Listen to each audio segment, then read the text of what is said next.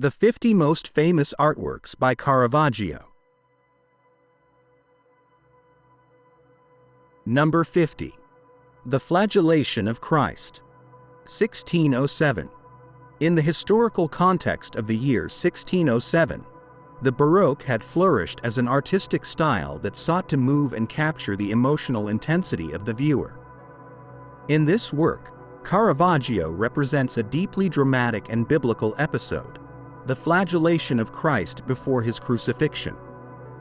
Painted during his exile in Naples, this piece reflects the artist's technical mastery in the use of chiaroscuro, a resource that he uses here to guide the gaze towards the central figure of Christ, enveloped in a play of light that highlights his vulnerability and sacrifice.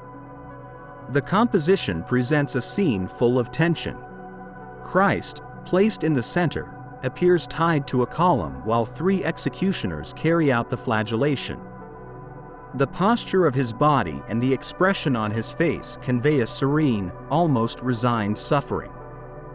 The anatomical details and facial expressions of the characters reflect Caravaggio's deep knowledge of the human body and his ability to infuse real emotions into his depictions. The executioners, with their grim faces and tense muscles, embody the brutality of the act, in visual contrast to the illuminated figure of Christ. This work not only stands out for its technique, but also for the way it approaches the biblical narrative.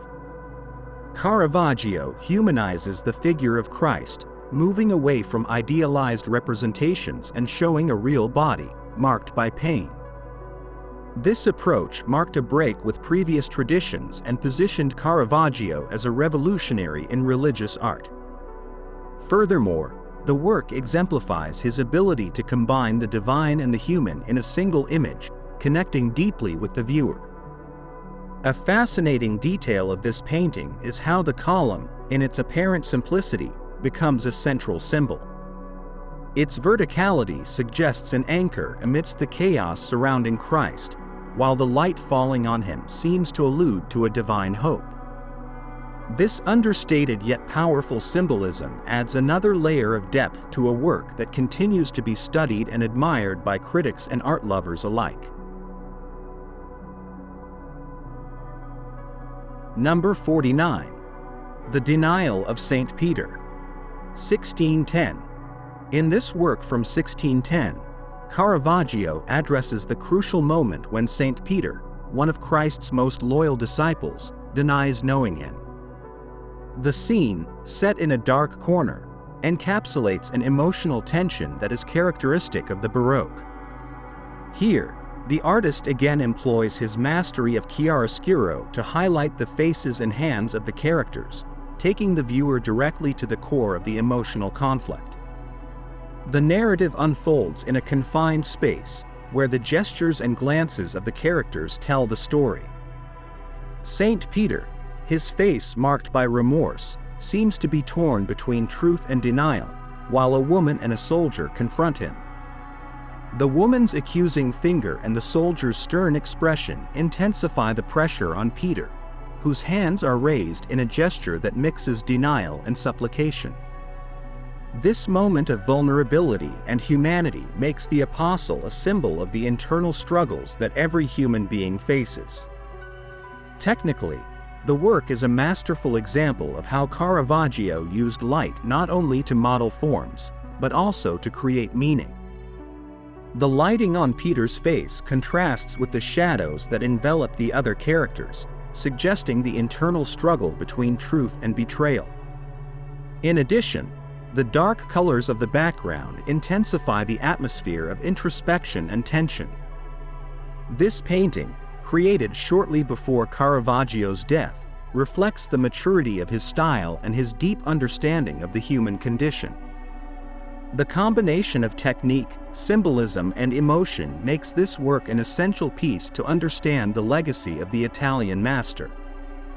A curious detail is how the figure of St. Peter seems to almost emerge from the canvas, an effect achieved by the extraordinary realism and intimate composition that characterize the work.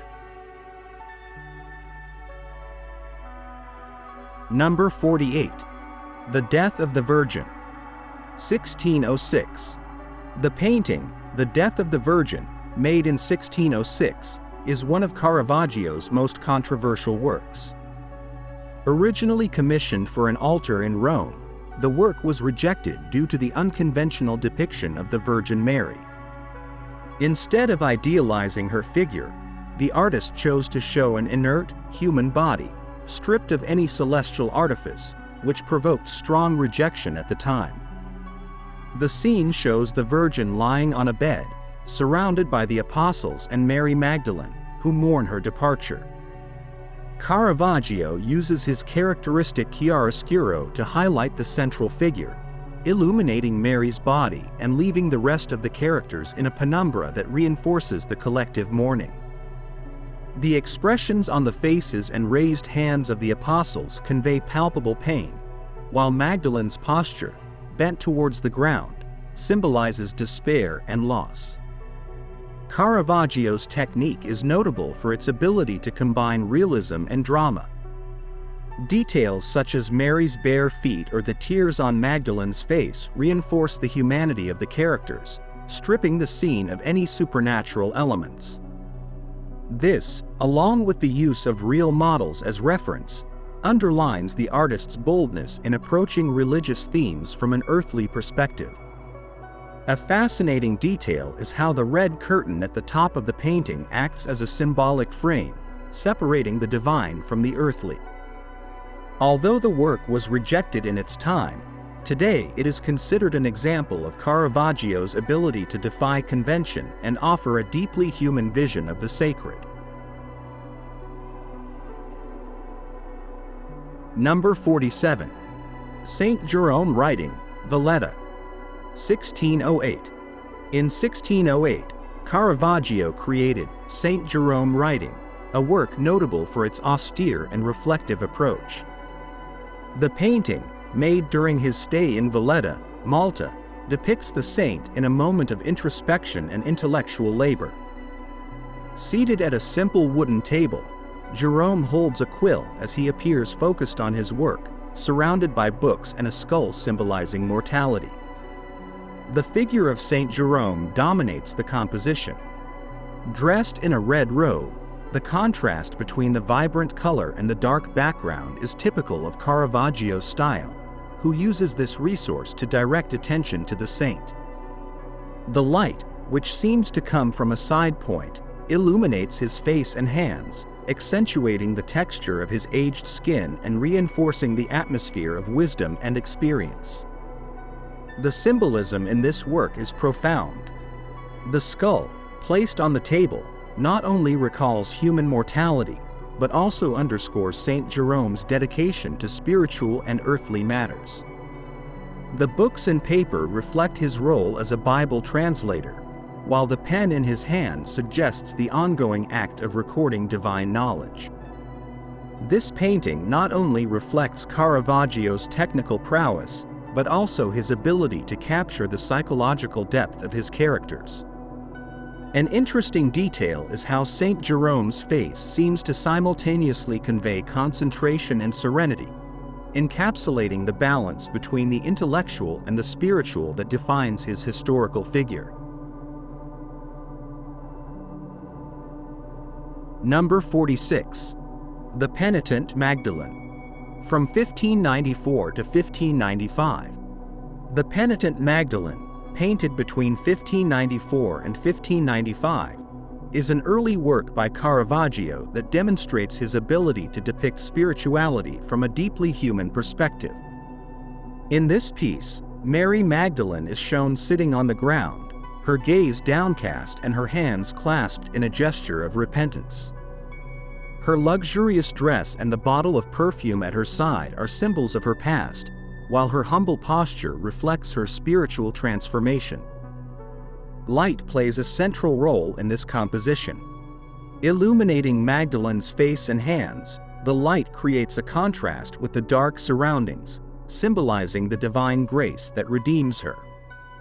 Caravaggio uses a simple background, eliminating distractions to focus attention on the figure of Magdalene, whose melancholic expression and relaxed posture convey a sense of calm after emotional torment.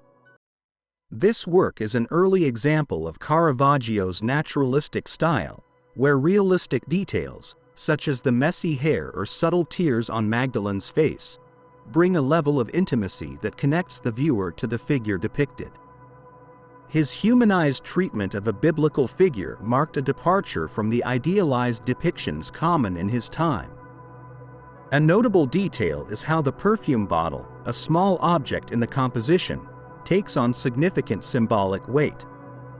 Associated with the biblical account of Mary Magdalene anointing Christ's feet, this element reinforces the narrative of redemption and service that defines the saint's life. Number 45. St. John the Baptist at the Fountain. 1604. In the year 1604, at the height of the late Renaissance, this work was conceived with a technical precision that reflects the artist's skill.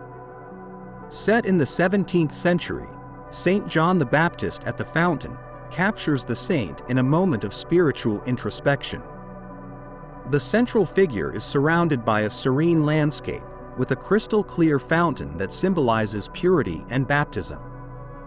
The dramatic lighting is characteristic of the tenebrist style, creating a vibrant contrast between the figure of the saint and the dark background. The artist uses an earthy color palette, highlighting the warm tones of the skin and the texture of the cloak that envelops St. John. The carefully balanced composition directs the viewer's gaze to the face of the saint, whose eyes seem lost in divine contemplation. This effect is achieved through a masterful combination of delicate brushstrokes and a bold use of light. In the historical context, this work emerges in a period of intense religious devotion, reflecting the influence of the Counter-Reformation in art. The figure of St. John the Baptist, as the precursor of Christ, was a recurring theme at this time. The fountain, a symbolic element, alludes to baptism as an act of faith and redemption, central concepts in Christian theology. One thing that stands out is the attention to the botanical details that surround the scene, such as the wet leaves and the reflections in the water, which demonstrate the author's ability to capture nature in its purest state. These elements not only enrich the work, but also reinforce its spiritual message without resorting to unnecessary ornamentation. Number 44. The Martyrdom of St. Ursula. 1610. The Martyrdom of St. Ursula, painted in 1610, represents one of the most intense moments of the 17th century. This work stands out for its emotional rawness and compositional complexity. Set in an action scene, it shows the exact moment of the martyrdom of the saint, whose unwavering faith is the central axis of the painting. The use of light in this work is masterful, illuminating St. Ursula as a symbol of purity and sacrifice, while the executioners remain in shadow. This contrast emphasizes the tension between good and evil, a distinctive feature of the author's visual narrative. The details in the folds of the garments and the facial expressions are a testament to the painter's technical virtuosity. The work is inserted in a historical context marked by religious tensions. The Counter-Reformation encouraged the creation of pieces that reinforced the value of martyrdom as an act of fidelity to the Christian faith. This painting, in particular, exalts the courage of St. Ursula, a figure whose story inspired entire communities to maintain their faith in the face of adversity. A fascinating detail is the representation of the spectators in the scene, whose gazes reflect horror and astonishment.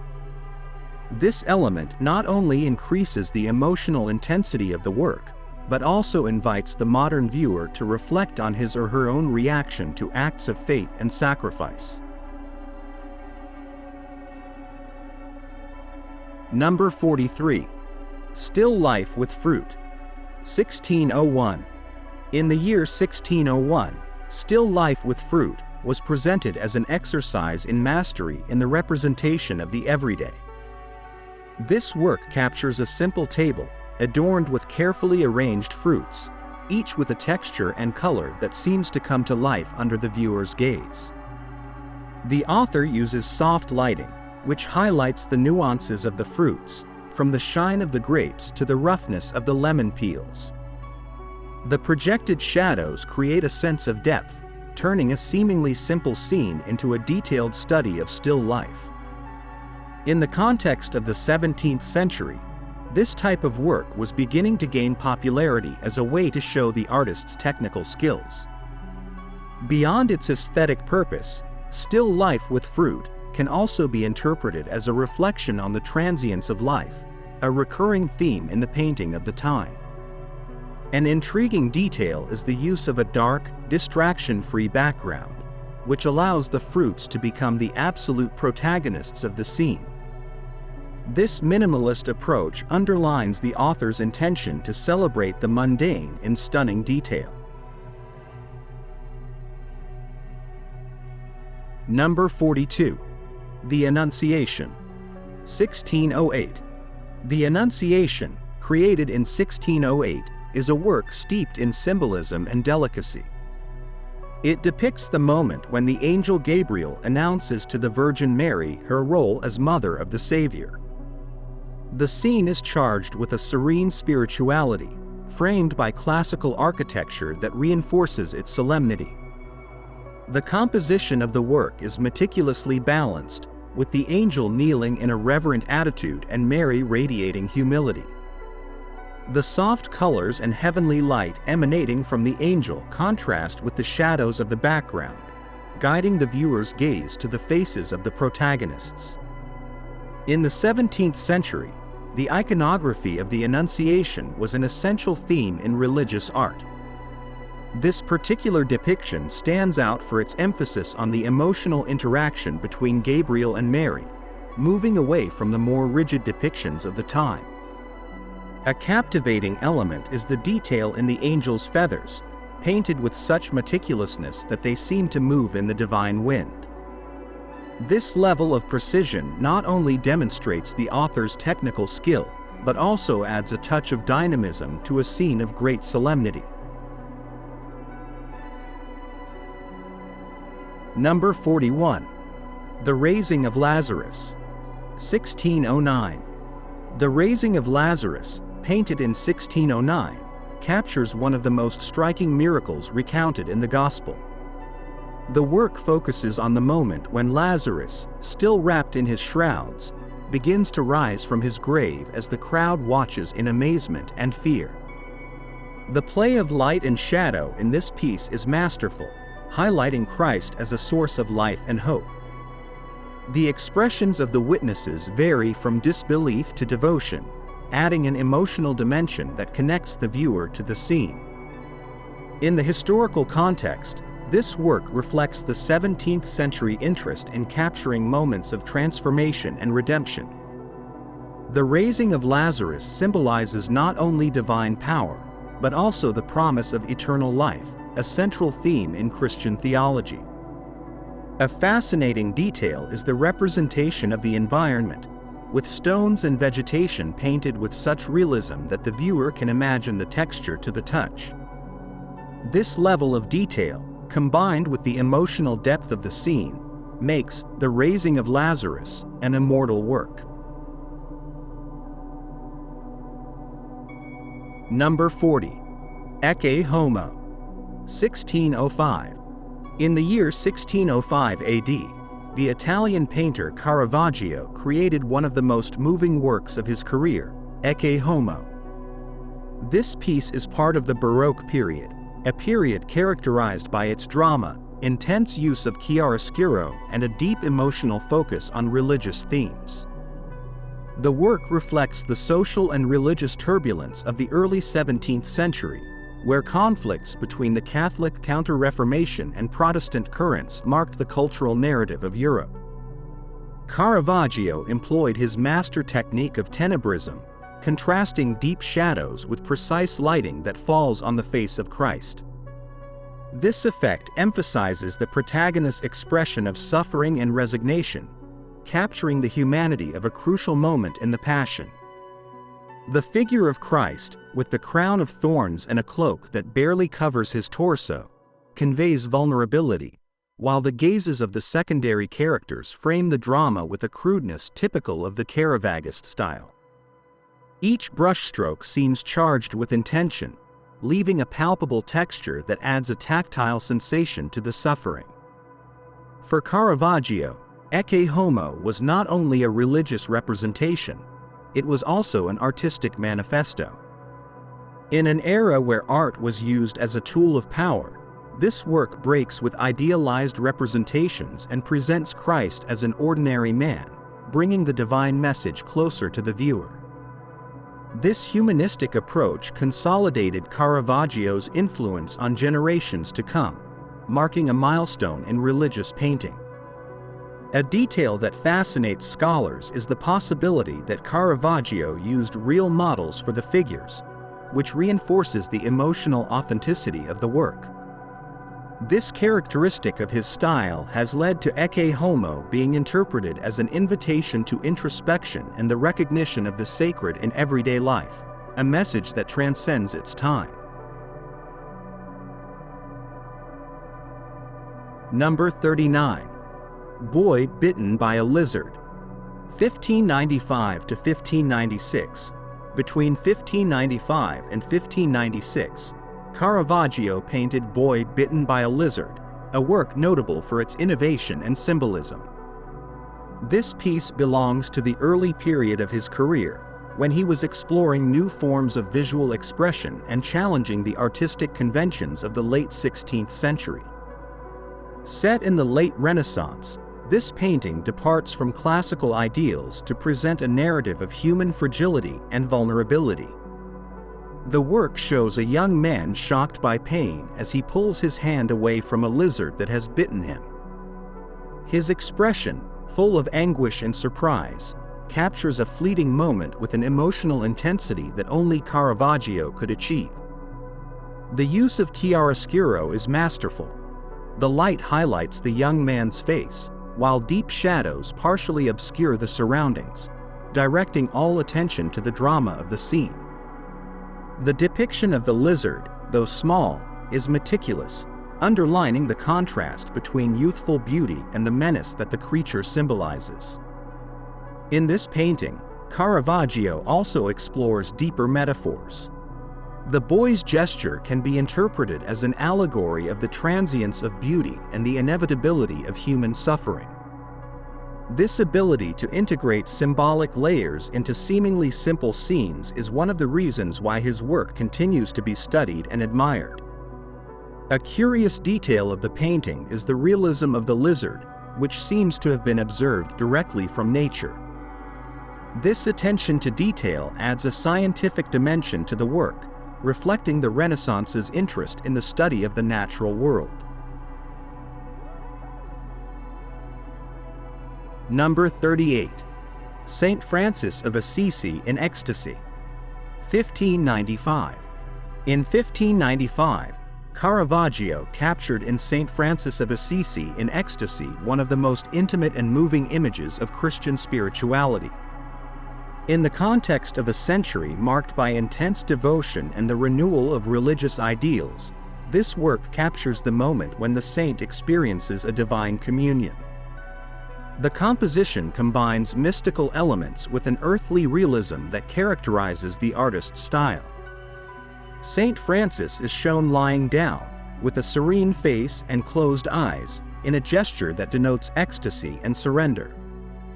Caravaggio employs a sober palette, dominated by dark tones, to highlight the illuminated figure of the saint. This contrast reinforces the feeling of transcendence and emphasizes the connection between the divine and the human.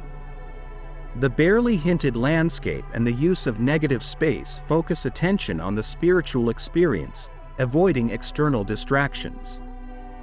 The relevance of this work in Caravaggio's career lies in its ability to combine the tangible with the spiritual. Instead of idealizing the figure of St. Francis, he presents him with a touching humility, reflecting the essential values of the saint. This humanized representation contrasts with the heroic images of saints that predominated in religious art of the time. A fascinating aspect is the representation of the Franciscan habit, treated with such detailed texture that one can almost feel its roughness. This level of realism invites the viewer to emotionally approach the work, achieving a connection that transcends time.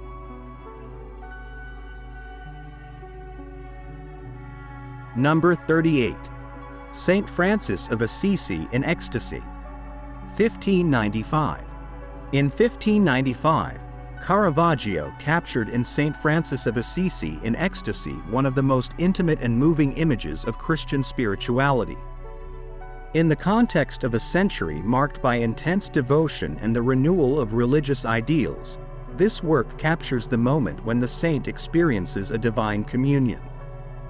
The composition combines mystical elements with an earthly realism that characterizes the artist's style. St. Francis is shown lying down, with a serene face and closed eyes, in a gesture that denotes ecstasy and surrender. Caravaggio employs a sober palette, dominated by dark tones, to highlight the illuminated figure of the saint. This contrast reinforces the feeling of transcendence and emphasizes the connection between the divine and the human. The barely hinted landscape and the use of negative space focus attention on the spiritual experience, avoiding external distractions. The relevance of this work in Caravaggio's career lies in its ability to combine the tangible with the spiritual. Instead of idealizing the figure of St. Francis, he presents him with a touching humility, reflecting the essential values of the saint. This humanized representation contrasts with the heroic images of saints that predominated in religious art of the time. A fascinating aspect is the representation of the Franciscan habit, treated with such detailed texture that one can almost feel its roughness. This level of realism invites the viewer to emotionally approach the work, achieving a connection that transcends time. Number 36. Madonna Doretto. From the year 1604 to the year 1606. Between the years 1604 and 1606 AD, Caravaggio painted Madonna Doretto, a work that captures the essence of popular faith in a deeply human representation. Framed in the early Baroque, this painting redefines the relationship between the sacred and the everyday, presenting the Virgin Mary as a close and accessible figure. The scene shows the Madonna and the child Jesus in front of the entrance of a humble house, while two pilgrims, in worn clothing and bare feet, kneel in adoration. Caravaggio uses chiaroscuro that generated controversy in its time but underlines the universality of the Christian message. The most moving detail is perhaps the dirty foot of one of the pilgrims, a sign of Caravaggio's commitment to realism. This small element symbolizes humanity and vulnerability, reminding the viewer that divine grace is available to everyone, regardless of their condition. Number 35. The Lute Player, 1596. In 1596, at the height of the late Renaissance, the lute player emerged as a singular work within Caravaggio's legacy. This Italian painter, known for his mastery of chiaroscuro and his ability to capture the humanity of his characters, presents here a scene of great intimacy and detail. The painting, made in the 16th century, captures a young musician absorbed in his performance, surrounded by instruments and scores that allude to the Renaissance ideal of harmony between the arts. Caravaggio's technique in this work is distinguished by his masterful use of light, which highlights the textures of the musician's clothing, the reflections on the lute, and the delicacy of the flowers placed in a nearby vase.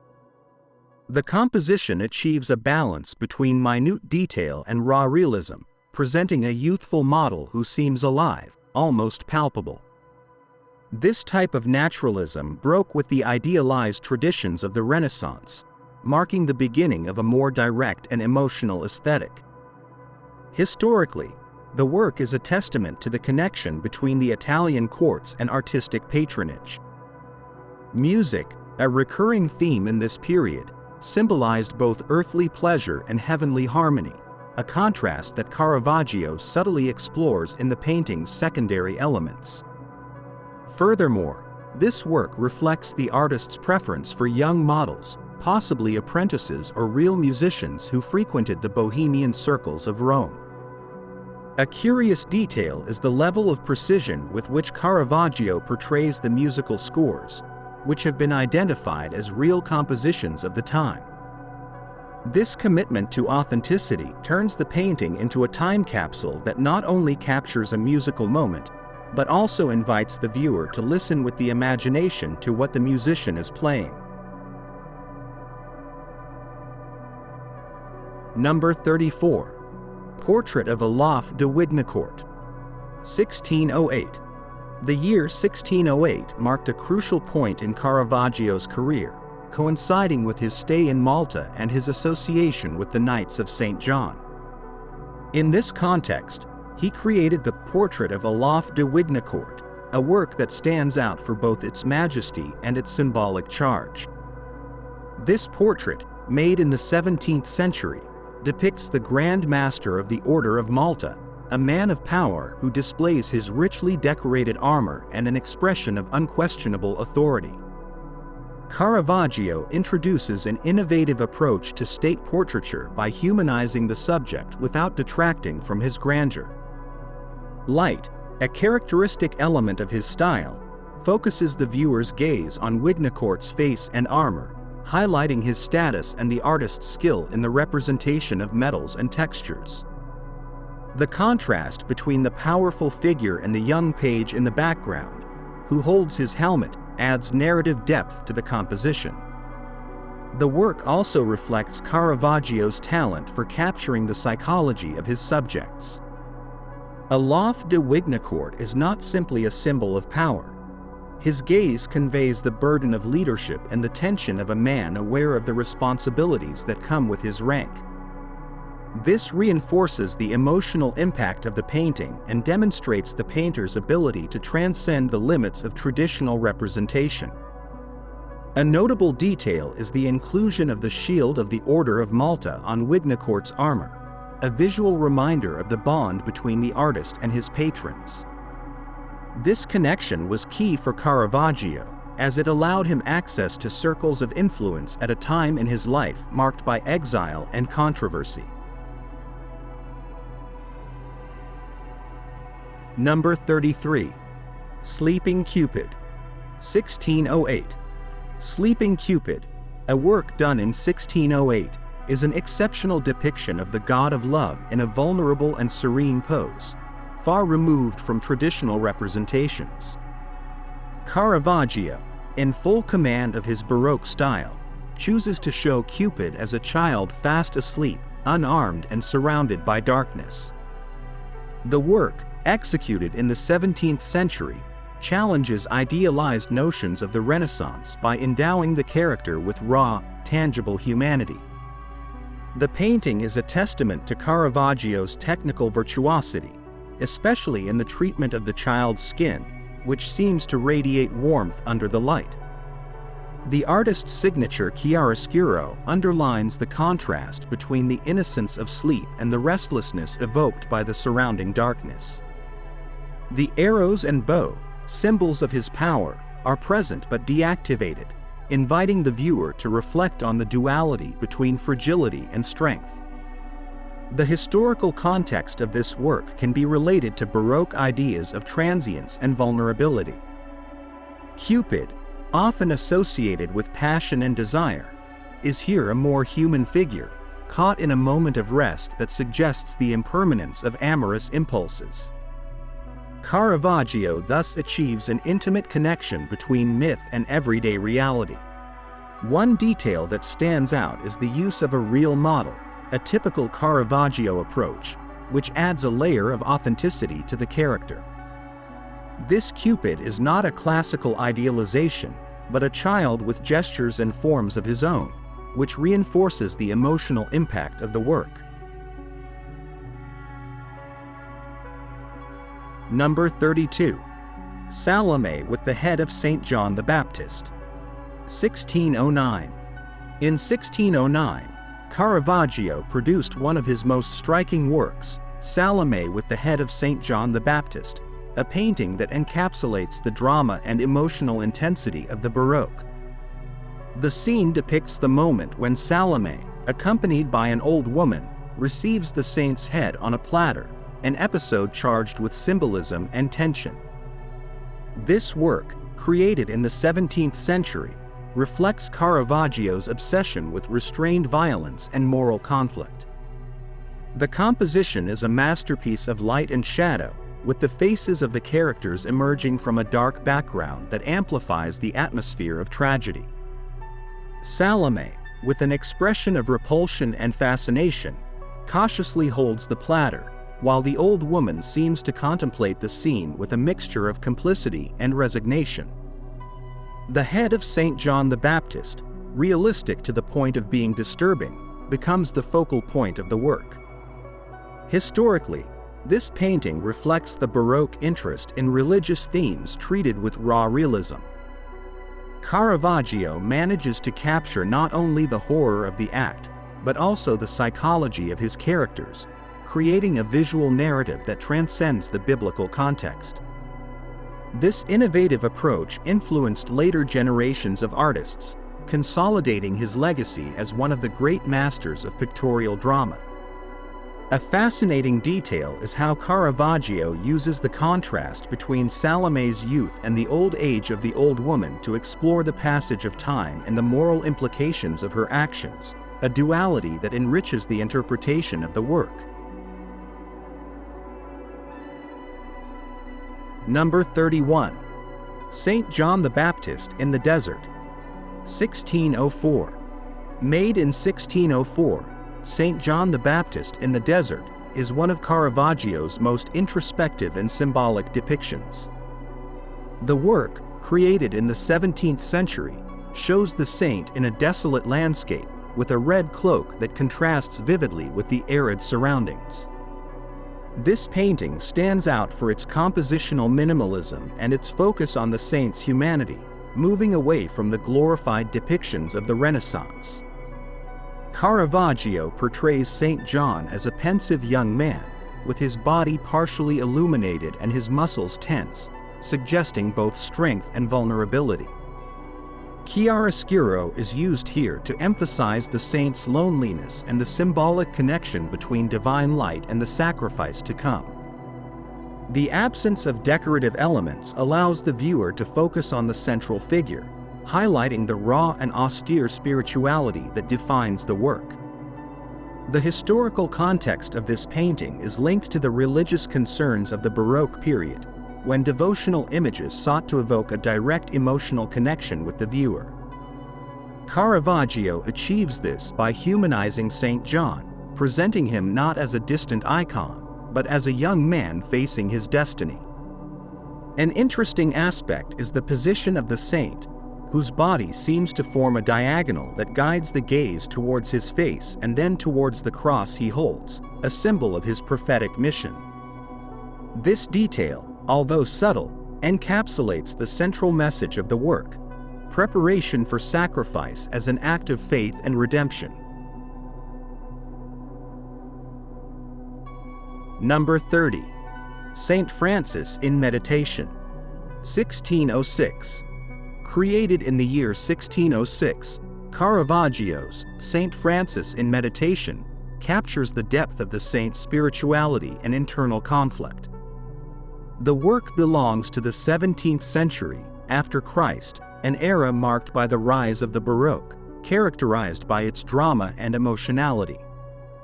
This period was influenced by the changes brought about by the Counter-Reformation, which sought to reinforce the Catholic faith through art. Caravaggio's painting responds directly to these intentions, showing an intimate moment of devotion. The canvas presents the saint in a dark setting, holding a crucifix with a look of deep introspection. The dim light illuminating his face highlights the contrasts between divinity and humanity. This technique, known as chiaroscuro, was revolutionary in the 17th century and became a hallmark of Caravaggio.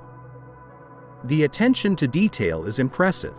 St. Francis's habit reflects the rustic texture of the fabric, reinforcing the humility associated with the saint. In the context of Caravaggio's work, this painting demonstrates his ability to humanize religious figures, distancing them from the idealized stereotypes of the Renaissance. Here, St. Francis is not an unattainable saint, but a man of flesh and blood, facing doubts and finding solace in his faith. This close, tangible approach helped establish Caravaggio as one of the great innovators of his time. Fun fact: this work was one of several Caravaggio paintings that profoundly influenced later European painting.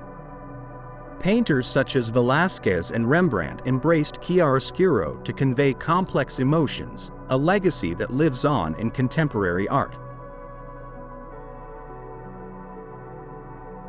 Number 29.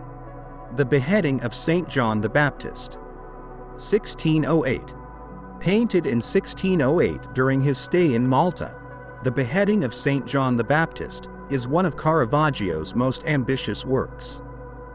Also set in the 17th century AD, the painting was created in a turbulent period of the artist's life, marked by personal conflicts and a search for redemption.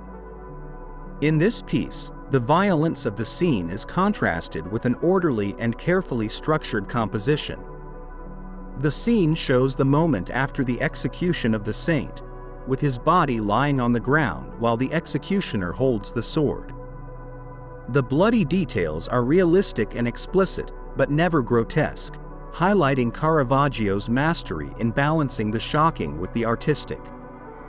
Light, once again, plays a fundamental role, focusing attention on the victim and highlighting the brutality of the act.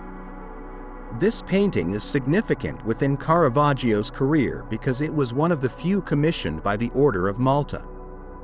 Its monumental size and richness of symbolism, such as the Latin inscription in the saint's blood, reflect the work's intention to impact viewers both emotionally and spiritually. It is a perfect example of how Baroque art sought to engage audiences in an almost theatrical experience. A fascinating detail is that Caravaggio included his own signature in the spilled blood, a rare gesture that has been interpreted as an act of personal penitence. This element adds an extra level of complexity and mystery to a work already laden with symbolism. Number 28. Mary Magdalene in Ecstasy. 1606. In 1606, Caravaggio painted Mary Magdalene in Ecstasy, a work that encapsulates the spiritual transformation of one of the most enigmatic biblical figures. This 17th century AD work marks a moment of introspection and absolute surrender, depicting Mary Magdalene in a state of transcendental devotion. The Baroque style, with its penchant for drama and emotionality, shines through in this composition. The painting presents the Magdalene in an unconventional pose, reclining, with her eyes closed and her arms drooping in a gesture of abandonment. The lighting highlights her face and hands, while the dark background eliminates distractions, focusing on the emotional intensity of the moment. Caravaggio avoids excessive embellishment, opting for an austere depiction that emphasizes the humanity of the figure.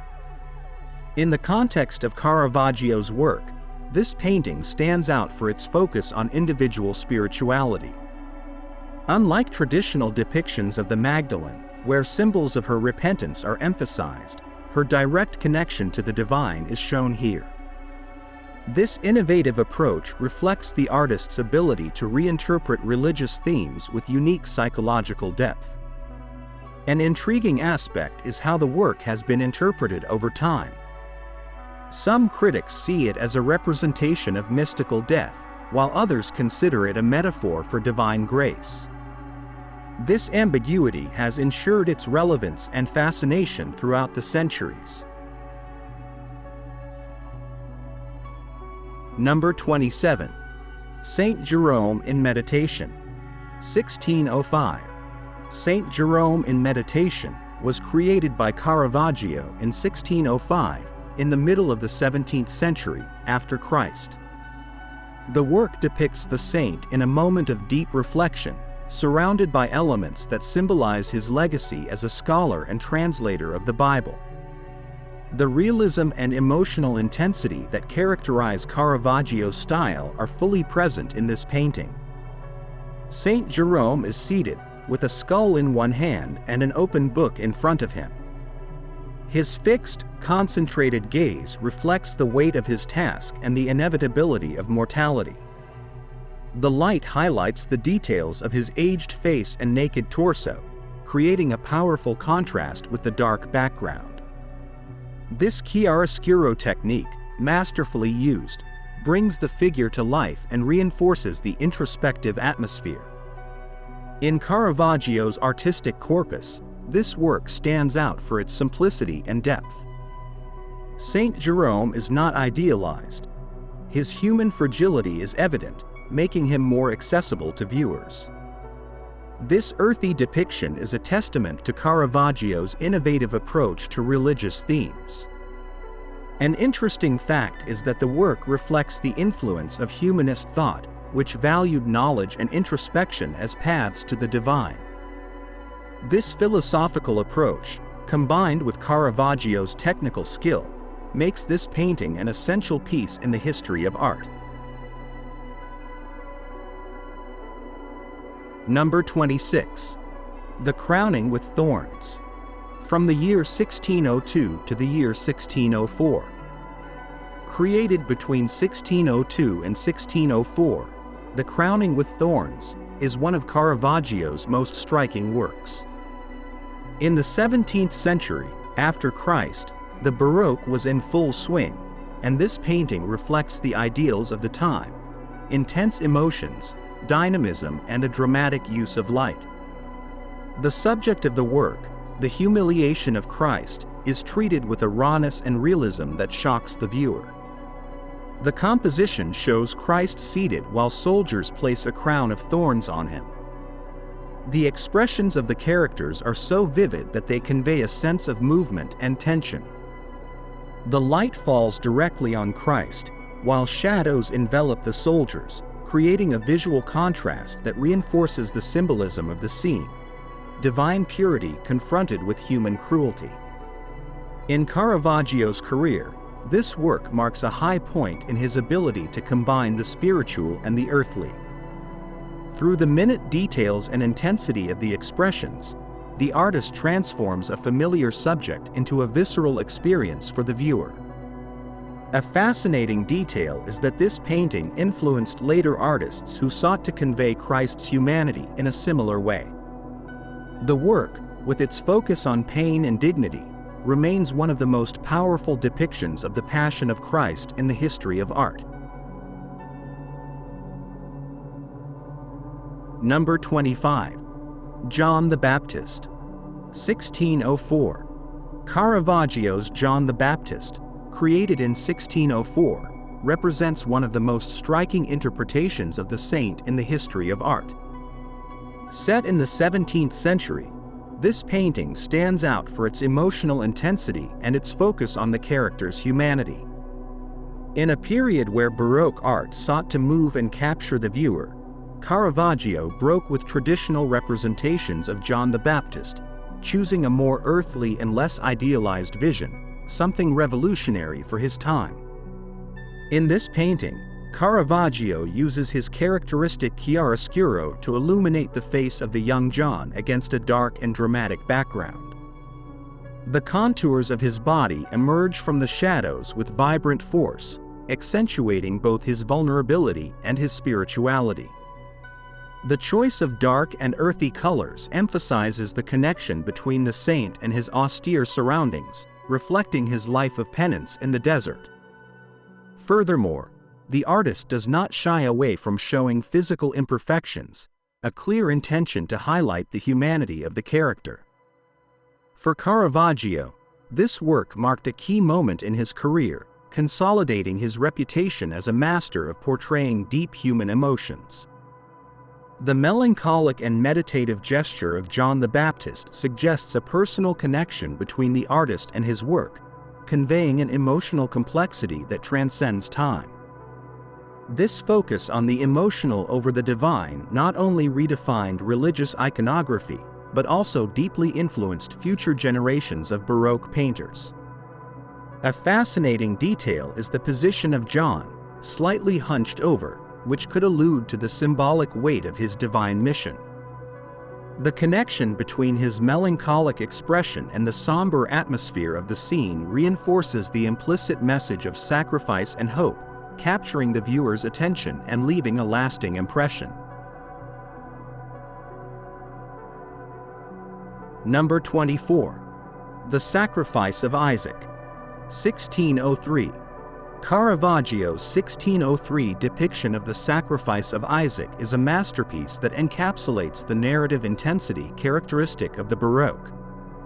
Set in the 17th century, this painting deals with one of the most moving biblical episodes: the moment when Abraham, obeying God, prepares to sacrifice his son.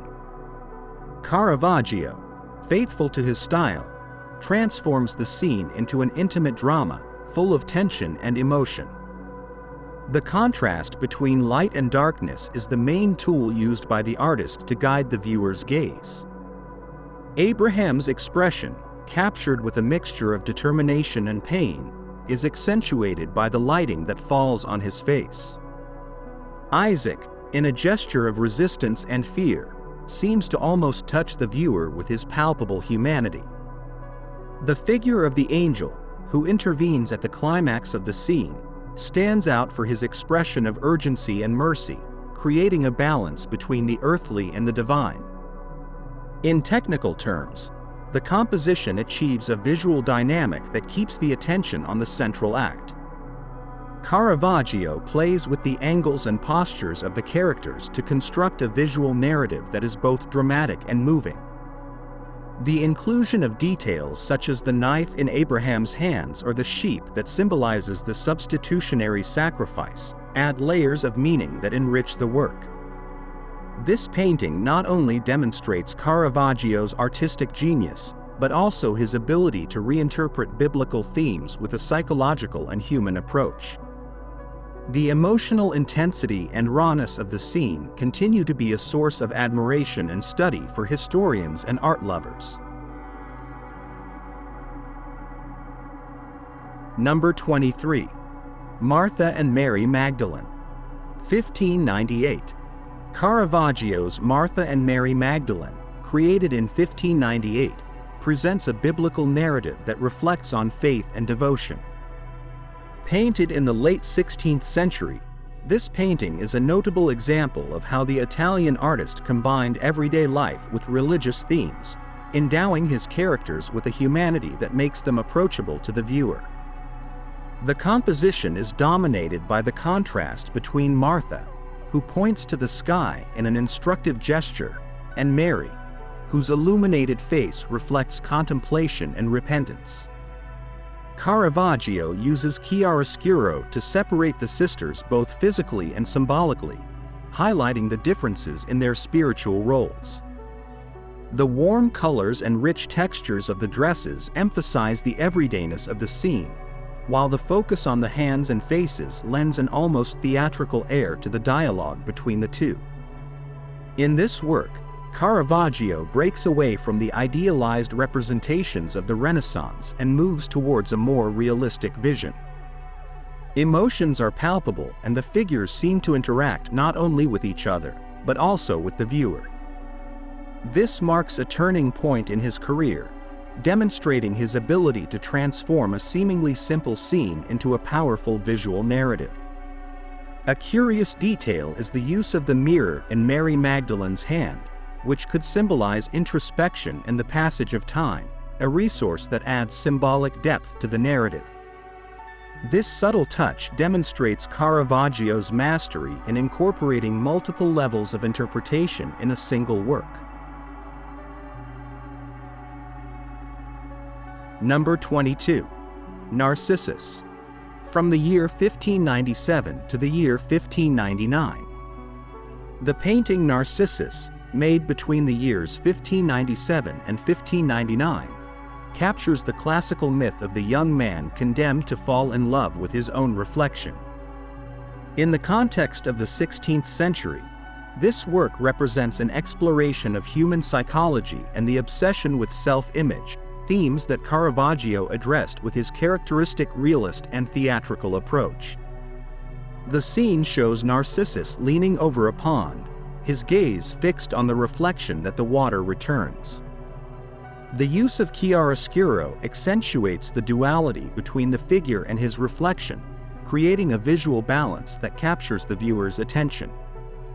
The young man's posture, combined with the tension in his hands, reinforces the atmosphere of introspection and tragedy. Caravaggio opted for a dark color palette, with earth tones that emphasize the simplicity of the composition. This minimalist approach further highlights the psychological drama of the work, diverting attention to the symbolism of water as a mirror of human vanity. The choice of Narcissus as a subject also reflects the artist's interest in exploring human vulnerability and flaws, a trait that distinguishes him from his contemporaries. The work continues to fascinate with its ability to combine mythology with a modern visual narrative, achieving an immediate emotional connection with the viewer. Number 21. Victorious Love. From 1602 to 1603. Victorious Love, painted between 1602 and 1603, is one of Caravaggio's most provocative works, where the god Eros appears as a triumphant young man, dominating the world with his bow and arrows. Set in the context of the 17th century, this painting is a clear example of the artist's ability to challenge conventions and provoke reflection through art. The figure of Eros, depicted with an expression of triumph and disdain, is illuminated by a strong contrast of light and shadow that enhances his musculature and youthful energy. Caravaggio uses minute details in the objects scattered around him, such as musical instruments, books, and a laurel wreath, to symbolize the domains conquered by love, art, wisdom, and glory. The nude of Eros, treated with surprising realism, generated controversy in its time due to its bold representation of sensuality. However, this choice reinforces the message of the work. Love, in all its forms, is an invincible force that dominates both the earthly and the divine. This painting cemented Caravaggio's reputation as an innovative master, capable of transforming classical themes into contemporary visual narratives. A fascinating detail is how Eros's slightly tilted posture seems to invite the viewer to reflect on the ambivalent nature of love, a force both creative and destructive. Number 20. The Fortune Teller. 1594. In 1594, at the height of the late Renaissance, the Fortune Teller emerged as a masterpiece by Michelangelo Merisi da Caravaggio, a painter whose revolutionary technique would set the course for Baroque painting. This painting encapsulates the essence of Roman society in the 16th century after Christ, with a unique focus on the lowest and most marginal strata. Caravaggio introduces a simple, yet symbolically charged narrative into this painting by depicting a young gypsy woman reading a gentleman's palm.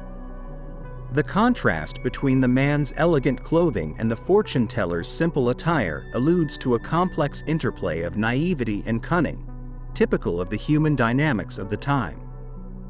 Technically, the fortune teller displays a mastery of chiaroscuro, a technique that Caravaggio would perfect and that would become his hallmark. Deep shadows and intense light guide the viewer's gaze to the clasped hands, where the central action occurs. The texture of the fabrics and the minute details of the fortune-teller's face reflect the artist's ability to capture not only the physical, but also the psychological. This seemingly everyday scene takes on a theatrical quality, almost as if the viewer were a direct witness to the deception that the young woman performs. In the context of Caravaggio's career, this work represents one of his first attempts to transpose scenes from everyday life into a format worthy of great religious or mythological works. By choosing such an earthly subject, Caravaggio challenges the conventions of his time and paves the way for a radical realism that would influence later generations. The fortune-teller becomes a testament to how the mundane can be elevated to the status of sublime art. An intriguing fact about the fortune-teller is that Caravaggio is said to have used street models for his works, allowing him to capture an unrivaled authenticity in the faces and emotions of his characters. This practice not only reinforced his reputation as an innovator, but also positioned him as a visual chronicler of his times. Number 19. Boy with a Basket of Fruit. 1593. In 1593, Caravaggio presented Boy with a Basket of Fruit, a work that, although seemingly simple, contains multiple layers of interpretation. Created during the 16th century AD, this painting depicts a young man holding a basket filled with ripe fruit, each meticulously detailed. The freshness of the fruit contrasts with the slightly melancholic expression of the sitter, creating a tension between the ephemeral and the eternal that characterizes the painter's work. From a technical standpoint, this work is an early demonstration of Caravaggio's interest in light and texture. Direct lighting highlights the smoothness of the boy's skin and the shiny surface of the fruit, while deep shadows add a sense of three-dimensionality. The attention to detail, visible in the wrinkled leaves or the imperfections of the fruit, denotes a realism that was unusual for the time. Caravaggio does not idealize either the sitter or the elements of the painting, but presents them as they are, capturing their fleeting beauty. Historically, this painting is interpreted as an allegory of youth and the transience of life.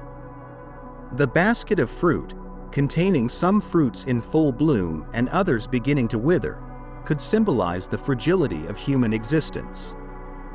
This painting marks an early stage in the painter's career, when he was seeking to perfect his style and establish himself in the Roman art scene. A fascinating aspect of Boy with a Basket of Fruit is that it is speculated that the sitter could have been Caravaggio himself or someone close to him, which adds an autobiographical layer to this seemingly simple work. Number 18. The Inspiration of St. Matthew. 1602. In 1602, Caravaggio created The Inspiration of St. Matthew, a work that masterfully combines the mystical and the earthly. Created in the context of the 17th century, after Christ, this painting was conceived as part of a triptych for the Church of San Luis de los Francis's in Rome. It depicts St. Matthew receiving divine illumination, a scene charged with symbolism and emotion. The work stands out for its dramatic use of chiaroscuro, a technique that Caravaggio employed to direct attention to the central elements of the composition. The figure of the angel, suspended in the air, contrasts with the humble posture of St. Matthew, who, with his body bent, seems to absorb the divine words that are dictated to him. The interaction between the two characters establishes an almost tangible connection between the celestial and the human. In artistic terms, this painting marks a crucial moment in Caravaggio's career. His ability to capture intense emotions and his emphasis on the naturalness of the models revolutionized the sacred art of his time. Rather than idealizing the saints, he presents them as human figures with visible imperfections and emotions, making the viewer feel more connected to the biblical scenes. A notable detail of this work is the controversy that its first version generated, which was rejected by the Church for being too crude and realistic. Caravaggio had to redo the painting, but this challenge only reaffirmed his commitment to his unique artistic vision. Number 17. Saint Catherine of Alexandria, 1598. In 1598, Caravaggio painted Saint Catherine of Alexandria, a work that encapsulates both devotion and sacrifice. Set in the 16th century AD, this painting depicts the saint with the attributes of her martyrdom, the broken wheel and the sword, which symbolize her suffering and bravery. Catherine's serene expression contrasts with the elements of torture, creating a powerful visual narrative. The composition of the work is simple but effective. The light focuses on Catherine's face and hands, while the dark background accentuates the introspective atmosphere. This use of chiaroscuro not only adds drama, but also reflects the saint's contemplative nature. The detail in the fabrics and texture of the objects demonstrates Caravaggio's technical virtuosity. For the artist, this work was an opportunity to explore spirituality through a deeply human prism. Catherine is not just a historical or religious figure. She is a woman who faces her fate with dignity and faith. This humanization of saints would become a distinctive feature of her work. A fascinating element of Saint Catherine of Alexandria is that the model used could have been an acquaintance of Caravaggio, reinforcing the connection between the divine and the everyday in his art. Number 16. Saint Jerome writing, from 1605 to 1606. Between 1605 and 1606, Caravaggio created St. Jerome writing, a work that captures the saint's solitude and concentration as he translates scripture. This painting, done during the 17th century after Christ, combines austere composition with striking realism, showing the saint in a moment of deep introspection. Lighting is key in this painting. A warm, golden light highlights Jerome's aged face and bony hands, while the rest of the scene remains in shadow. This contrast not only emphasizes the central figure, but also creates a contemplative atmosphere that invites the viewer to reflect. The inclusion of the skull on the table adds a memento mori, a reminder of mortality that was common in depictions of hermit saints. However, Caravaggio presents it in a restrained and direct manner, avoiding excessive drama. In Caravaggio's career, this work is an example of his ability to combine the earthly with the spiritual. By depicting Saint Jerome as an old man absorbed in his work, the painter underlines the importance of knowledge and faith as pillars of human life. An interesting detail of this work is how Caravaggio uses the empty space around the saint to accentuate his isolation, achieving an atmosphere that transcends time and connects the viewer with the universality of the spiritual quest. Number 15. Rest on the Flight into Egypt, 1597. In the year 1597 AD, Michelangelo Merisi da Caravaggio created one of his most evocative and emotionally charged works, Rest on the Flight into Egypt. This painting belongs to the context of the 16th century, when Baroque art was beginning to revolutionize the way human emotions were represented in pictorial compositions. Inspired by the biblical narrative of the Gospel of Matthew, the work captures a moment of respite for the Holy Family during their flight into Egypt, presenting a religious theme with an intimate and human approach, characteristic of the Italian master. The oil on canvas is distinguished by its masterful use of chiaroscuro, a technique that Caravaggio perfected, with intense lights that highlight the characters from the dark background, creating an almost theatrical atmosphere. In the center, the Virgin Mary is shown seated with the baby Jesus in her arms, enveloped in a serenity that contrasts with the tension of her journey. Saint Joseph, to one side, holds a score while an angel plays the violin, an unusual detail that symbolizes divine intervention and elevates the moment to a heavenly realm. The naturalistic representation of the figures and their rural context reinforce the connection with the reality of the time.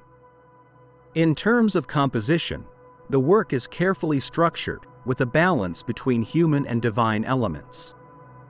Caravaggio challenged traditional conventions by including everyday elements, such as the basket of fruit and the simple landscape, which connect the scene to the common experience of his contemporaries. This innovative approach not only redefined religious painting, but also consolidated his reputation as a master of naturalism. It is fascinating to note how Caravaggio used music as a symbolic bridge between heaven and earth. The violinist angel not only introduces an imagined sound dimension, but also invites the viewer to reflect on the power of the divine in the midst of the human. This detail, along with the serene atmosphere that surrounds the work, ensures that this painting remains an immortal testament to the artist's ability to capture the soul of his subjects. Number 14. The Seven Works of Mercy. 1607.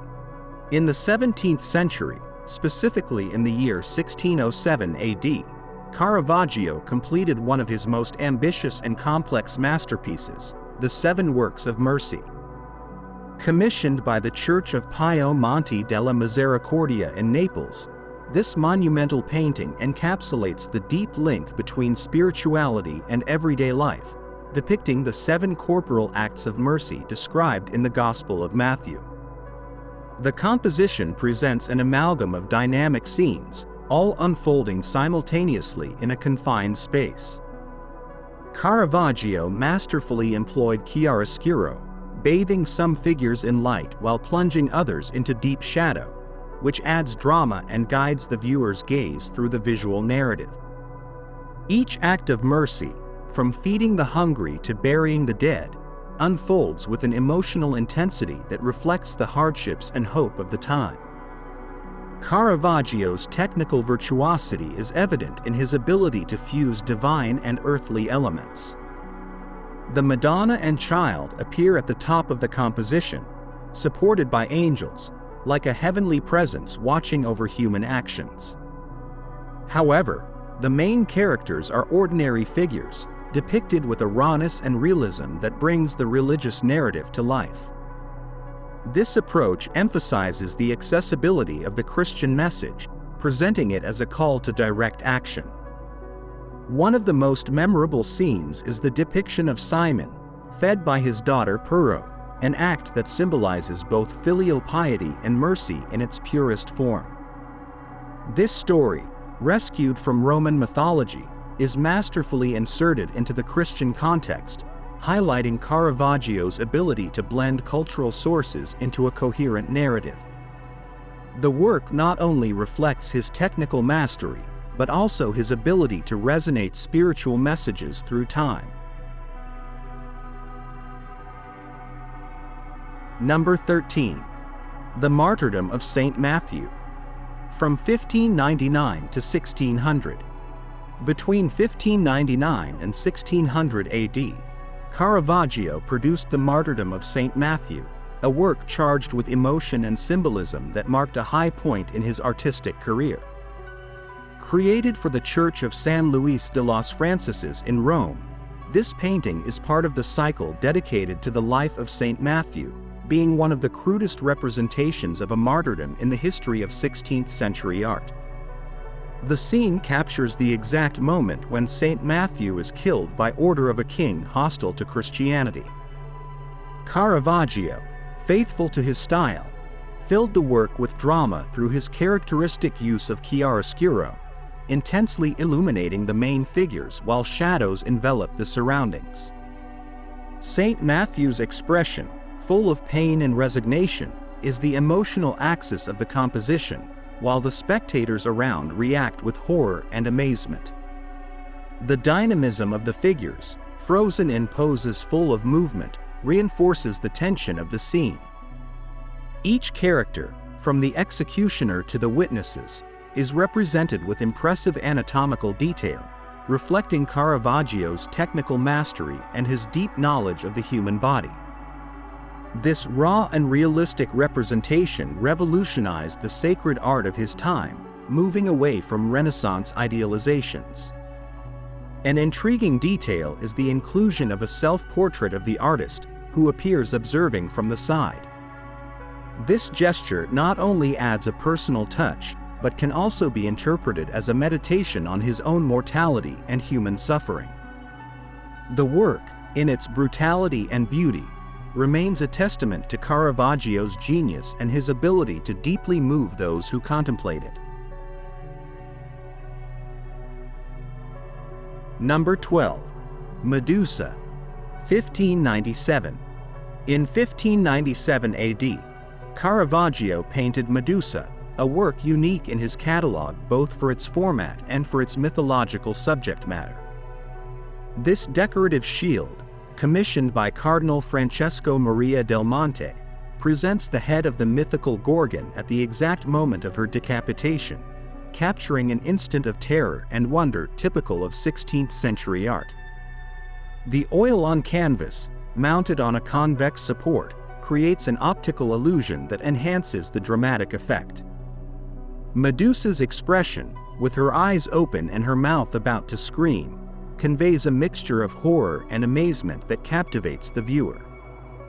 Caravaggio achieved an impressive level of detail, from the texture of the hair turned into snakes to the drops of blood that seem to flow towards the viewer.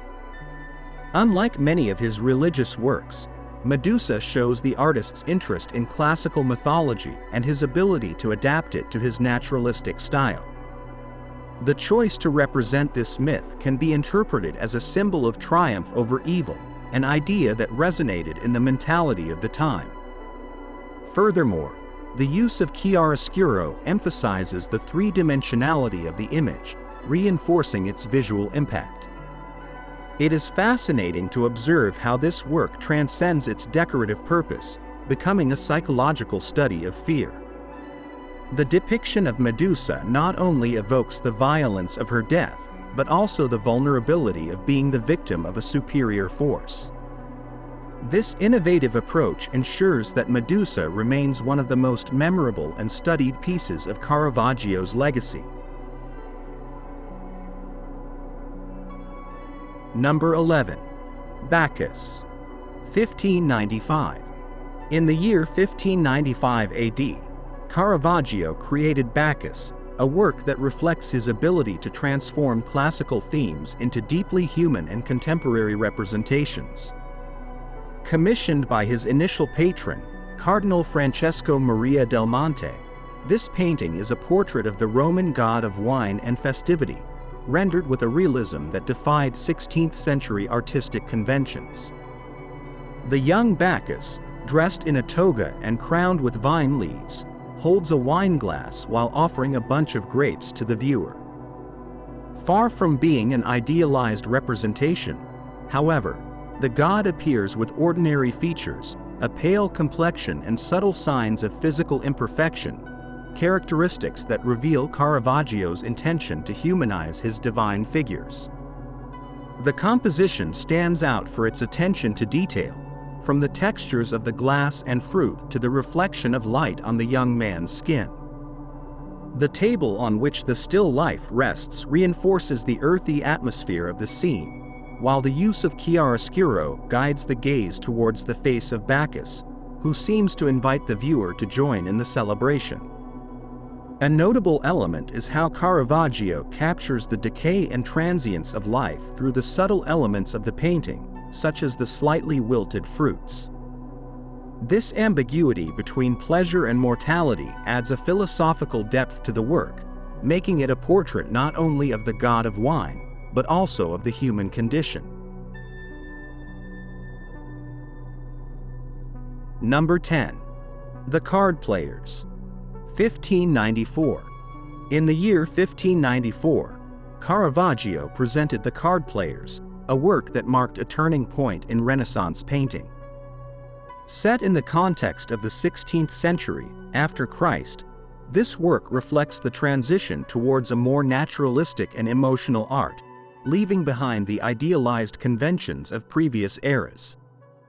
In a dark and intimate setting, three characters engage in a game of cards, encapsulating the drama and tension of a scene that seems mundane but is steeped in deceit and greed. Caravaggio used his signature chiaroscuro to bring this work to life. The light, which seems to emanate from an invisible source, highlights the faces and hands of the players, while the background remains in shadow, heightening the emotional intensity of the scene. Minute details in the clothing and gestures convey the sense of a moment captured in full development, showcasing the artist's technical mastery. The work, though seemingly simple, is a testament to Caravaggio's innovative approach to realism. This painting was also a reflection of the social tensions of its time, addressing themes of deceit and morality that resonated deeply in 16th century Italy. The depiction of ordinary people, rather than noble or divine figures, broke with traditional artistic norms and cemented Caravaggio as a precursor to the Baroque. The attention to detail, from the expressions of the players to the cards and coins on the table, makes this work a profound study of human interaction. Interestingly, this painting not only attracted the admiration of his contemporaries, but also controversy, due to its depiction of popular figures rather than heroic ideals. This approach, although initially criticized, was fundamental to Caravaggio's legacy, influencing generations of later artists. Number 9. The Musicians. 1595. The Musicians, created in 1595, represents a unique moment in Caravaggio's career, where he explored lighter, allegorical themes. This work, painted in the context of the 16th century AD, shows a group of young musicians dressed in classical clothing, gathered in an intimate and serene environment. Although it is apparently a bucolic and harmonious scene, the attention to detail and the interaction between the characters suggest a more complex and rich narrative. Caravaggio used his characteristic play of light and shadow, known as chiaroscuro, to give depth and realism to the composition.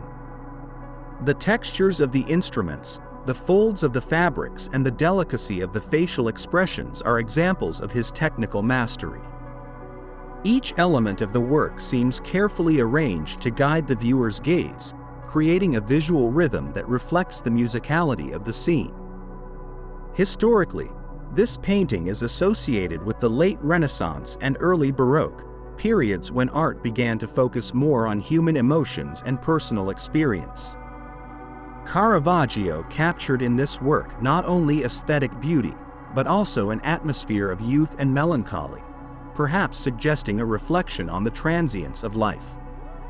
A fascinating detail is how Caravaggio depicted himself as one of the musicians, which adds a level of introspection and personal connection to the work.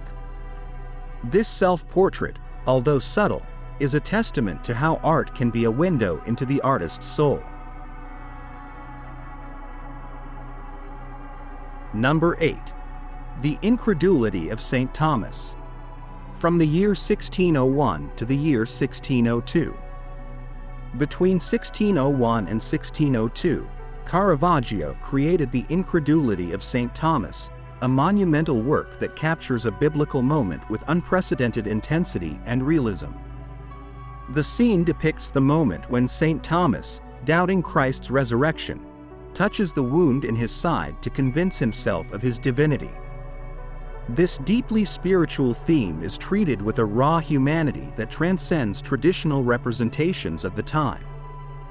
The use of chiaroscuro in this work is particularly notable.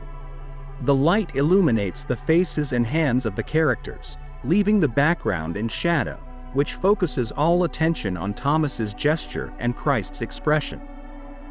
The wrinkles on the foreheads, The veins in the hands and the folds in the tunics are depicted with almost anatomical precision, highlighting Caravaggio's commitment to realism. In the historical context, this work reflects the religious tensions of the Counter-Reformation, where the Church sought to reaffirm faith through art. The choice of a subject such as Thomas's doubt resonates with the internal struggle between faith and reason, turning this painting into a visual meditation on human nature. An interesting fact is that this work was criticized by some contemporaries for its almost brutal representation of Christ, but it was also praised for its ability to connect with the viewer on a deeply emotional level. Number 7. David with the head of Goliath. 1610. In 1610, Caravaggio painted David with the head of Goliath, a work that encapsulates both triumph and tragedy in a single frame. It depicts David holding the decapitated head of Goliath, a biblical theme loaded with symbolism that is here approached with a visceral and emotional approach.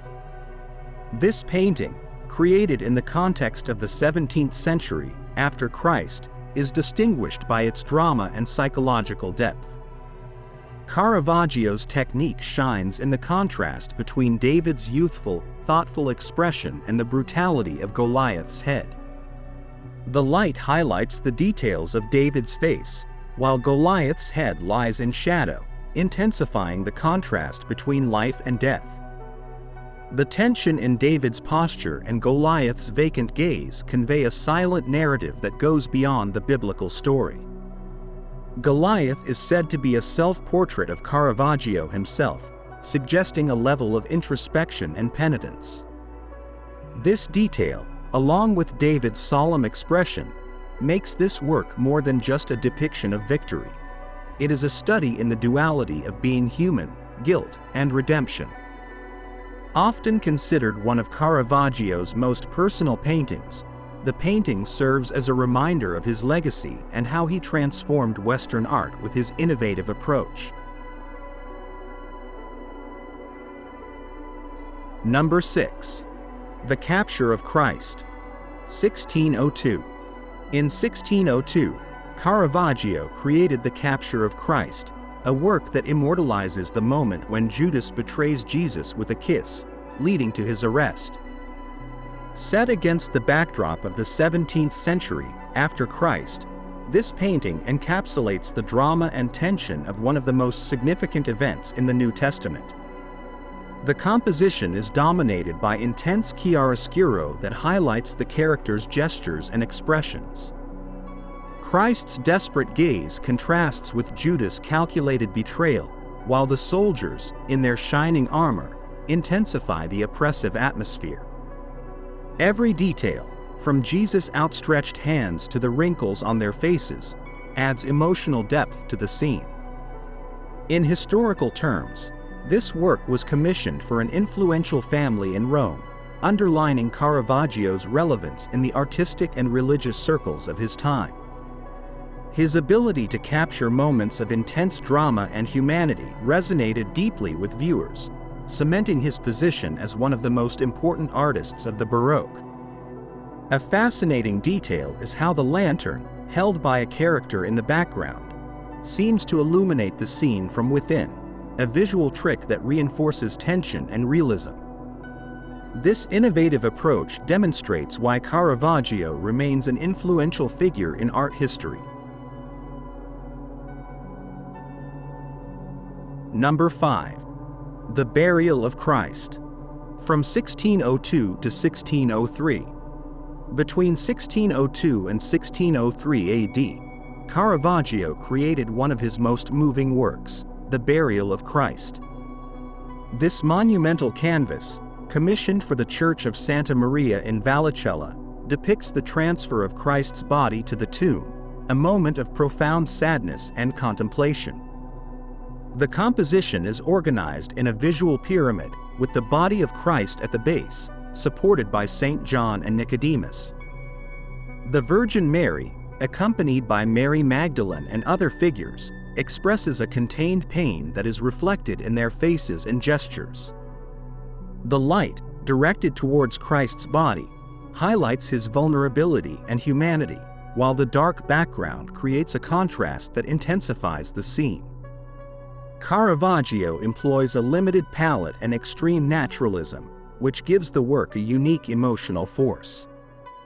Each figure is loaded with weight and volume, as if they were living sculptures, adding a sense of immediacy to the moment. The attention to detail, from the wrinkles in Nicodemus' hands to the texture of the stone, shows the artist's technical mastery.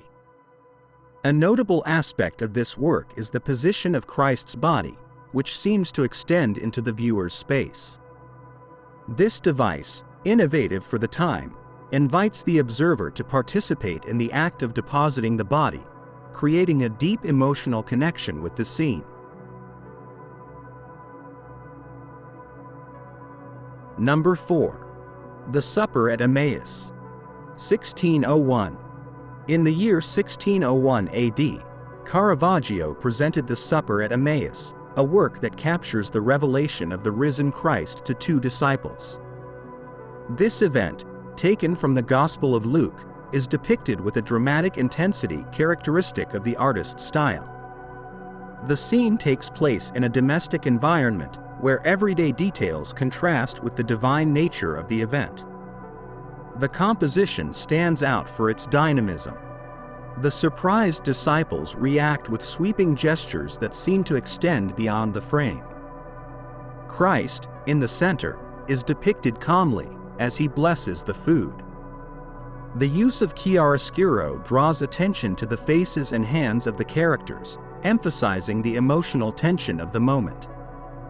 The objects on the table, painted with stunning realism, symbolize the abundance and fragility of life. This work marked a milestone in Caravaggio's career, consolidating his ability to fuse the everyday with the transcendental. His depiction of Christ as a human and divine figure at the same time revolutionized religious imagery, challenging the expectations of the time. A fascinating detail is the inclusion of a roasted rooster on the table, which some interpret as a reminder of the episode of Peter's denial, adding a layer of subtle but powerful symbolism. Number 3. The Conversion of St. Paul, 1600 to 1601. The turn of the century brought with it a work that captures the most momentous moment in the life of St. Paul. The Conversion of St. Paul, produced between 1600 and 1601 AD, is one of Caravaggio's most symbolic paintings. Commissioned for the Church of Santa Maria del Popolo in Rome, this piece depicts the moment when Saul, on his way to Damascus, is blinded by a divine vision. Unlike traditional compositions, Caravaggio opted for an intimate and austere approach. St. Paul lies on the ground, unarmed and vulnerable, with his arms open to the sky. His horse, depicted in a calm posture, dominates much of the canvas, emphasizing human insignificance in the face of the divine. The light, descending diagonally, illuminates Paul and symbolizes heavenly intervention. The work is a perfect example of Caravaggio's naturalism. The meticulously rendered details, from the taut muscles of the horse to the wrinkles in Paul's clothing, anchor the scene in reality, making the miraculous event even more tangible. This revolutionary approach resonated deeply with audiences and cemented the artist's reputation as an innovator. An intriguing aspect of this painting is the absence of secondary narrative elements. By focusing exclusively on the moment of conversion, Caravaggio forces the viewer to confront Paul's personal experience, creating a unique emotional connection with the work. Number 2. Judith Beheading Holofernes, from 1598 to 1599. At the turn of the 17th century, Caravaggio addressed themes of violence and heroism with unprecedented intensity. Judith Beheading Holofernes, created between 1598 and 1599 AD, depicts a biblical scene charged with drama. Inspired by the Book of Judith, the painting depicts the moment when the Israelite heroine kills the Assyrian general Holofernes to save her people. The strength of this painting lies in its brutal honesty. Caravaggio captures the act of decapitation at the precise moment, showing the expression of determination on Judith's face and the horror in Holofernes' eyes. The lighting, typical of the artist's style, emphasizes the anatomical and emotional details, while the dark background adds a claustrophobic atmosphere. The maid, who assists Judith, watches with an eerie calm, contrasting with the violence of the scene. This work stands out for its innovative treatment of the biblical theme.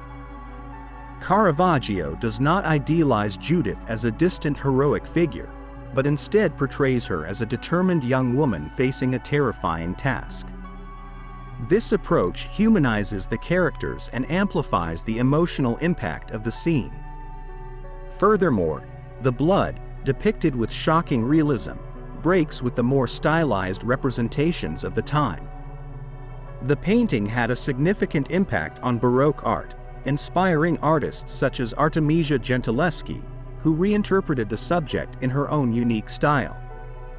A curious detail of this work is the possible inclusion of Caravaggio's self-portrait in Holofernes' face, which has led to psychological interpretations about his relationship with violence and redemption.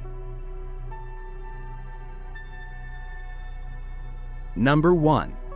The Calling of St. Matthew, 1599 to 1600. In the 16th century, European art underwent a radical transformation with the arrival of the Baroque. Among the artists who defined this movement, Caravaggio stood out for his bold realism and mastery in the use of chiaroscuro. The Calling of St. Matthew, created between 1599 and 1600 AD, is a masterpiece that exemplifies these qualities. Commissioned for the Church of St. Louis of the French in Rome, this painting captures the moment when Christ calls Matthew, a tax collector, to follow him. The composition of the work is a study in visual and emotional contrast. Light, used in an almost theatrical manner, divides the canvas into two worlds, the earthly and the divine. Christ, barely illuminated, extends his hand towards Matthew in a gesture evoking Michelangelo's creation of Adam, underscoring the connection between the human and the heavenly. Matthew, confused and surprised, points to himself, while the other characters seem absorbed in their own tasks. Caravaggio breaks with traditional conventions by depicting the characters in contemporary clothing, bringing the biblical story closer to his audience. The impact of this work on Caravaggio's career was monumental. Not only did it cement his reputation as an innovative master, but it also marked the beginning of his influence on religious painting. His ability to combine the sacred with the everyday redefined how biblical stories were told, inspiring generations of artists. This approach also generated controversy, as its raw realism contrasted with the more common idealizations of the time. A fascinating detail of this work is the ambiguity in Matthew's identity. Some scholars argue that the character in question is not the one pointing to his chest, but the man at the end of the table, looking directly at Christ. This ambiguity adds a layer of intrigue to the painting, inviting the viewer to actively participate in its interpretation. Thank you for watching our video. Subscribe to our channel for more videos like this. Give it a like, comment your thoughts, and share this video with your friends and family.